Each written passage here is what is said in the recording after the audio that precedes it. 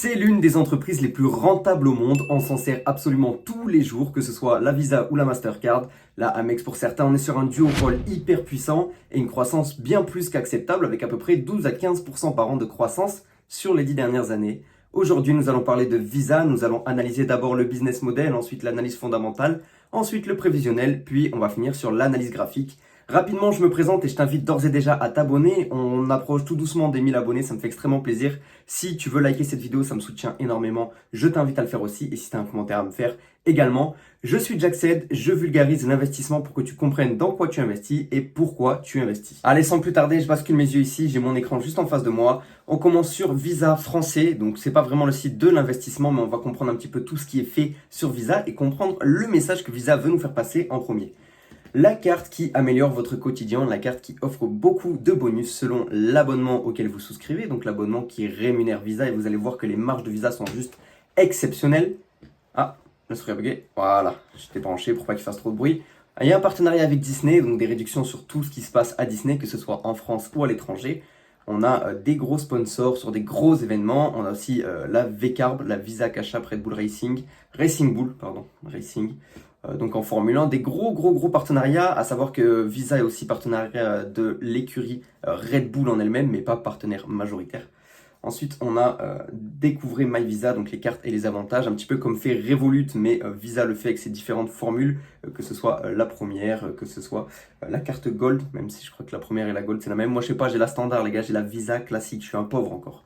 On a Open Payments, donc pour simplifier vos trajets, que ce soit par rapport au trajet en bus, au trajet en avion et au trajet en train. Ça c'est ouvert, pas encore en France, mais c'est ouvert à l'étranger pas mal. Et on a beaucoup de choses qui sont axées sur le voyage pour répondre à la concurrence qui est Revolut et même les banques en ligne qui proposent déjà des cartes qui sont pas Visa, qui sont plutôt avec Mastercard et qui sont sur cette thématique voyage bien plus que ça, comme la Globetrotter aussi de chez Crédit Agricole. Les valeurs, personne et possibilités, l'appui des communautés, préserver notre planète. On est bon sur le RSE, on a bien bossé chez Visa, ça c'est clair et net. On passe directement sur Morning pour l'analyse fondamentale et là on va voir quelques chiffres intéressants sur Visa, vous allez voir. Première chose, on a un rendement de 0,69% du cours actuel, donc on a 350 $ actuellement au moment où je vous parle. Vous voyez que j'ai une position de 1,45 actions qui dit 1,45, dit fraction d'action, dit IBKR. Mon prix moyen est de 351 $, j'en suis assez content et vous verrez que je n'attends pas à renforcer avant les prochains seuils que je vous montrerai lors de l'analyse technique à la fin de cette vidéo. Si tu apprécies ce que je fais, j'essaye d'avoir un débit un petit peu plus rapide pour aller le plus vite possible sur cette vidéo, n'hésite pas à me le faire savoir par un petit like. La croissance du dividende de Visa, comme je vous en parlais tout à l'heure, est de 15% par an et regardez sur ce graphique, c'est tout simplement magnifique. Voilà, la croissance de l'entreprise Visa aussi est magnifique, même si elle est un petit peu plus se marquer le pas depuis quelques temps, mais ça c'est une bonne nouvelle en fait.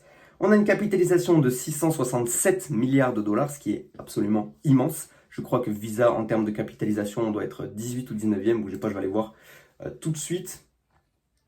On est 18e, voilà, avec 679 milliards de capitalisation, derrière Tencent et devant Oracle. Oracle qu'on regardera peut-être dans quelques temps, puisque c'est une entreprise très intéressante qui s'échange à un cours un petit peu haut, mais qui pourrait revenir sur des supports dans les prochains mois. Le bénéfice par action est de 10 actuellement, ce qui est déjà assez élevé, et vous le verrez qu'il y a une croissance qui est très élevée sur ce bénéfice par action, mais qui n'est pas fini, avec un dernier trimestre 2025 qui va rentrer en compte puisque Visa est en trimestre décalé, le dernier trimestre qui va nous faire dépasser le niveau de 2024. Rapidement, le chiffre d'affaires qu'on voit qui est en croissance, qui a eu un petit peu de mal en 2020 puisqu'il y a eu moins de paiements dus au confinement. Le free cash flow pareil qui a traîné un petit peu la patte en 2020 mais qui depuis s'envole et va atteindre des nouveaux sommets peut-être en 2025. Je n'ai pas encore les données, on les verra sur Zone Bourse un tout petit peu après. Et on revient sur cette segmentation qui est très intéressante avec 56% d'international, mais surtout 44% d'États-Unis. Ça montre à quel point Visa a un potentiel d'internationalisation énorme avec son traitement de l'information, ses services proposés, les transactions internationales et autres. Ça, c'est tous les frais qui sont saisis. On est à 9,8 milliards de frais. En chiffre d'affaires, c'est colossal. Mais ça ne m'étonne même pas quand tu vas à l'étranger, quand tu vois tout ce que tu te fais ponctionner dans les banques classiques. Voilà. Donc c'est pour ça qu'une communication sur l'international, voyager, payer où que vous soyez, ça les arrange bien. Bref. Et ça nous arrange bien aussi, vous allez le voir. Hop, on descend un petit peu, on a une marge opérationnelle de 65%. Je coupe ici, 65% de marge opérationnelle. C'est inédit. Il y a très peu d'entreprises qui arrivent à faire ça dans le monde. La marge nette, on est à 55%. La marge nette, 55%. Tenez-vous bien. Moi, mes standards d'investissement, c'est 20%. On est à 55, quasiment x3. Je ne sais pas si vous vous rendez compte de la dinguerie que c'est. Le retour sur capitaux propres est de 50% également.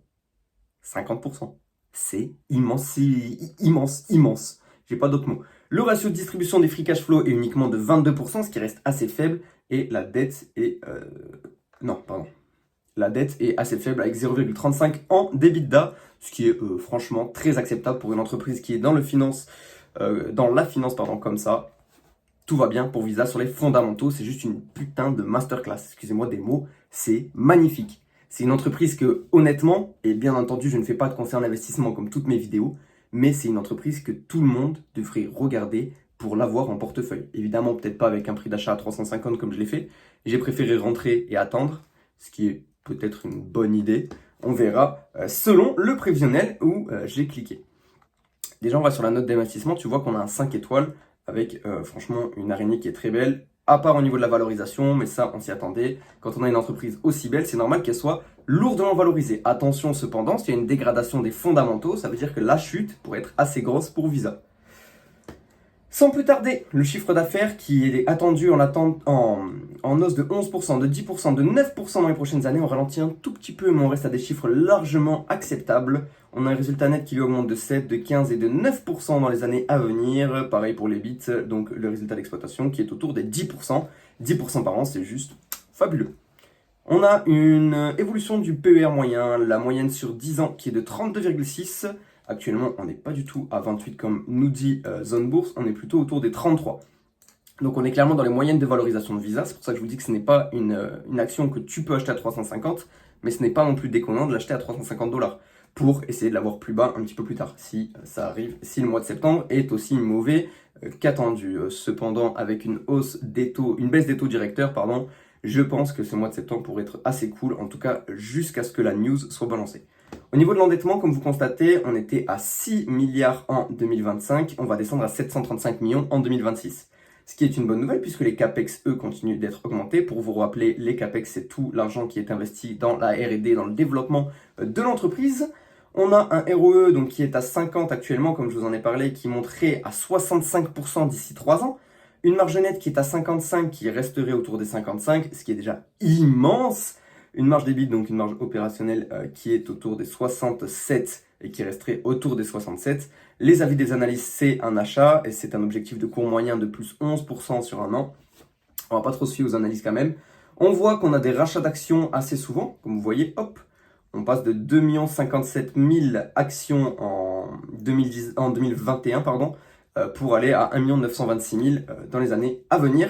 Donc, ce qui veut dire qu'on a quasiment baissé de 5 à 6% toutes les actions qui étaient en circulation, ce qui veut dire que le prix, lui, a augmenté de 5 à 6% et que donc la rareté est plus grande. On va aller dans les flux de trésorerie, ce qui est extrêmement important pour une boîte comme ça. Et on voit que la croissance de la trésorerie cette année sera de 20% et dans les années à venir autour des 10%, ce qui est colossal. On a une trésorerie de 18 milliards à la fin de l'exercice 2024 et annoncée à 22 milliards à la fin de l'exercice 2025, ce qui est colossal. Qu'est-ce qu'on a d'autre? Rapidement, on va voir les chiffres par action. On va dépasser la 10 de trésorerie normalement par action cette année-ci. On va dépasser le 10 de bénéfices nets par action également cette année-ci, pas ce mois-ci. Et pour se retrouver à 14 et 16 dans les années à venir. Donc on a une croissance qui est assez haute au niveau des prévisionnels, au niveau des fondamentaux de Visa. Et tout va vers le mieux. Et comme vous constatez, ce qu'on avait annoncé il y a quelques temps est toujours bon. Le volume pour Visa est le même, stablecoin ou non. Ce qu'il faut savoir avec les stablecoins, c'est que Visa en profite aussi indirectement avec les paiements. Bref, on part maintenant sur l'analyse graphique, l'analyse technique, et vous verrez que je n'ai pas tracé grand-chose sur Visa. Pourquoi?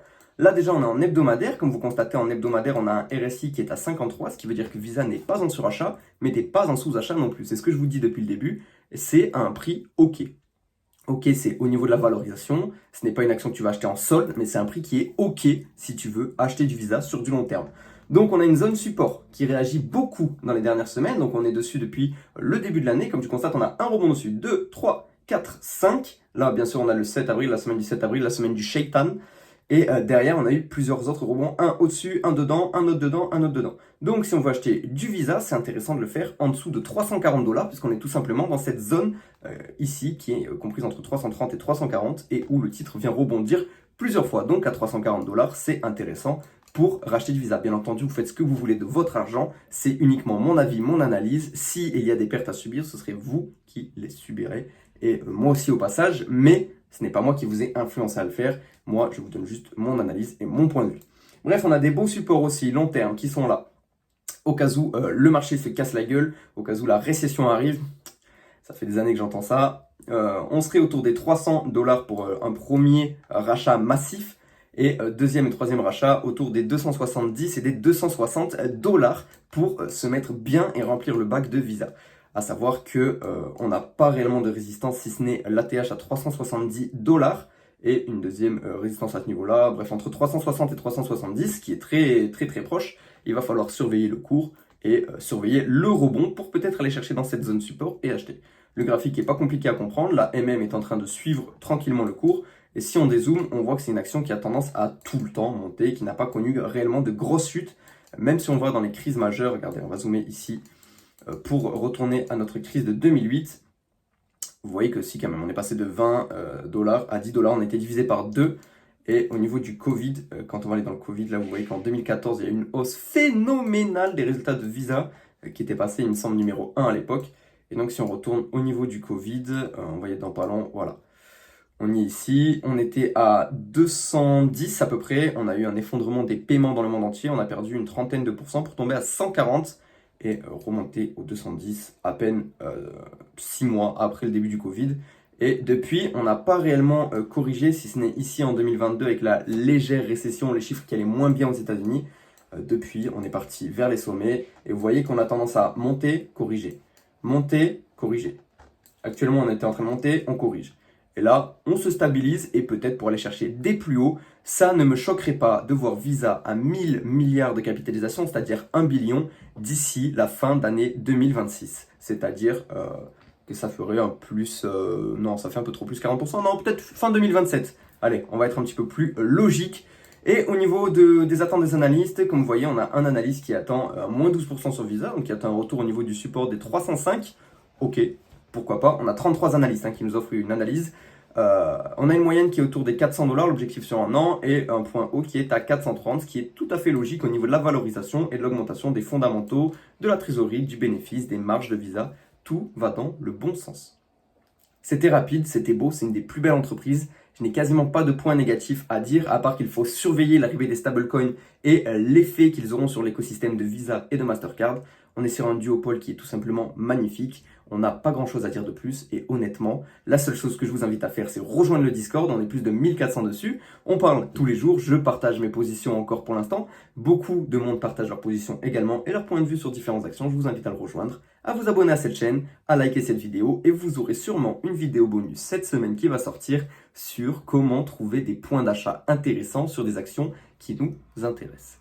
Bonne journée à vous, à la semaine prochaine ou un petit peu avant pour la surprise. Abonnez-vous et bonne semaine.